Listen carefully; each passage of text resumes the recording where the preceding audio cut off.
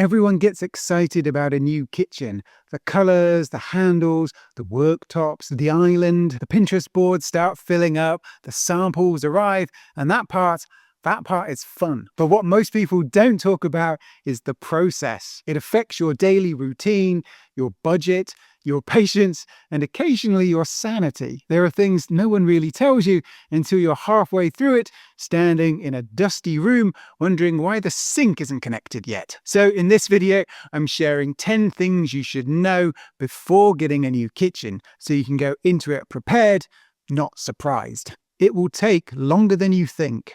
Even when someone tells you the timeline, you'll probably still underestimate it. Because yes, the physical installation might only take 1 to 3 or 4 weeks, but that's just the visible part. Before a single cabinet arrives on site, there's initial consultations, measuring appointments, design development, revisions, more revisions, final sign-off, and then ordering, then manufacturing lead times, then coordinating all your deliveries, then scheduling the different trades and hoping everyone's availability aligns. From your first showroom appointment to final handover, it can very easily be 2 to 6 months, and sometimes even longer if you're making more significant structural changes. A new kitchen is not an impulse purchase, it's a slow build-up to a big change. And honestly, that's a good thing.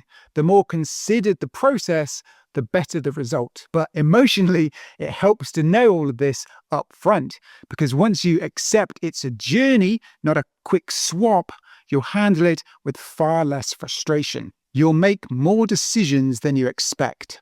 Most people think they're choosing cabinet color, worktops, and appliances, and then they're done. In reality, that is just the surface. You'll also be deciding hinge type, door styles, drawer layout, cutlery inserts, bin systems, end panels, cornice or no cornice, tap finishes, sink configurations, socket positions, USB outlets or not USB outlets, lighting temperatures, warm white or cool white. And that's before we even get into handle placement and grout color.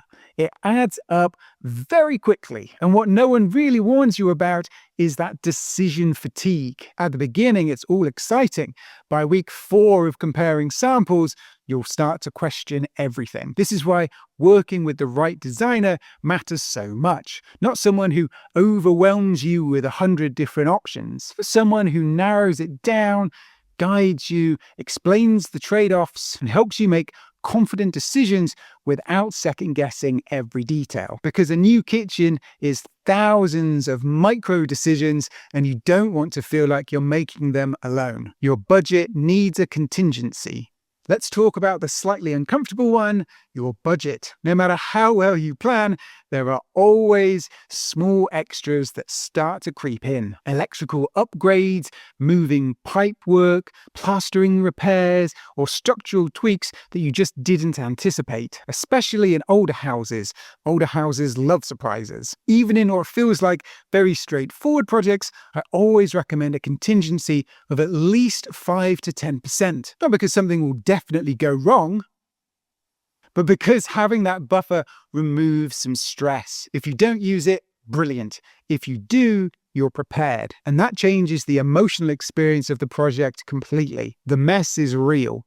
Even the smoothest, most organized installation is disruptive. There will be dust, noise, tools everywhere, trades going in and out. There may be days with no water or days with no electricity. You'll have moments where your temporary kitchen is a kettle on the floor with a microwave perched on a stool. Certainly at least for a few days, but probably a lot longer, your home will feel like a complete building site. And that's normal. So if you work from home, plan ahead accordingly. If you have pets, think about some safe zones to put them. If you have young children, consider how you'll manage routine during the no kitchen phase. Some people stay with family for a week, others set up a mini kitchen in a utility room or somewhere else. But the more prepared you are for this, the easier the disruption will feel. And remember, it is just temporary, but it is real, so be prepared. You'll start to question your choices. There's a moment. Almost everyone has it. It usually happens mid-installation. The old kitchen is gone. The new one isn't finished.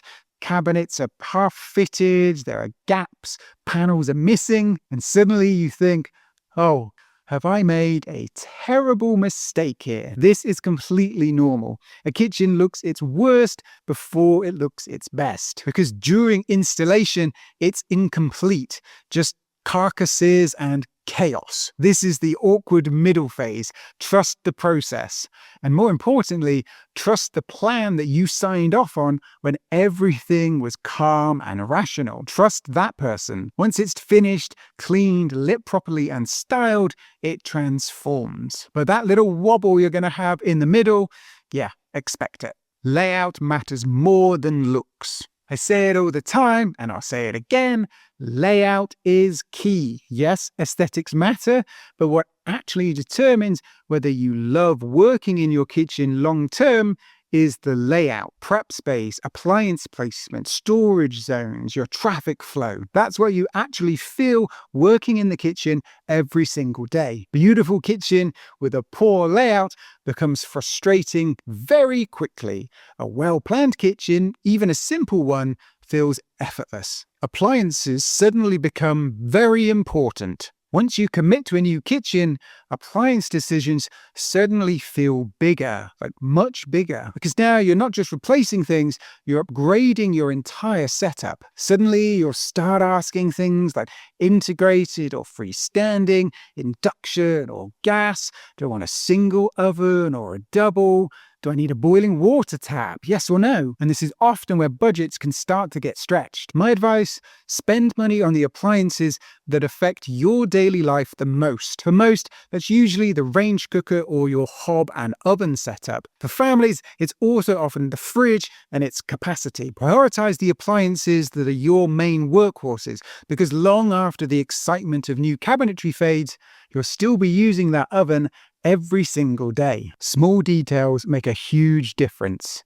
Soft close drawers that glide properly, matching end panels so you don't see raw cabinet edges, or the way the island ends perfectly in line with the run of cabinets. These aren't the things that sell kitchens back in the showroom, but they're the things you start to notice every single day. They're what makes a kitchen feel intentional rather than just thrown together. The difference between that looks nice and this feels incredible is usually in the little details no one really shouts about. It won't just change the kitchen. I think this one surprises people the most.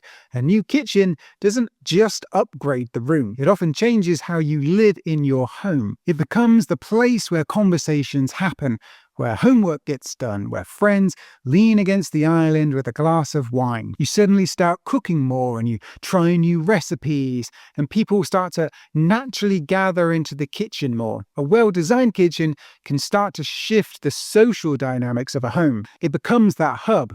And that's why the layout matters so much, because this isn't just cabinetry, it's the backdrop to daily life. And it can have a far bigger impact than just improving that one room. When it works well, you really feel it within the rest of the house. When it doesn't, you feel that too. A good installer is everything. You could buy the most beautiful kitchen in the world, the highest quality cabinetry, the most expensive worktops, but poor installation will ruin it. Properly leveled cabinets, perfectly aligned doors, flush end panels, and seamless worktop joints. These are the things that separate an average kitchen from an exceptional one. Never underestimate the value of skilled trades. A good installer protects your investment. A bad one can undo everything. If there's one place you don't cut corners or skimp on the budget, it's here. I always say a cheaper kitchen with a good fitter will always outlast and outperform an expensive kitchen cheaply fitted.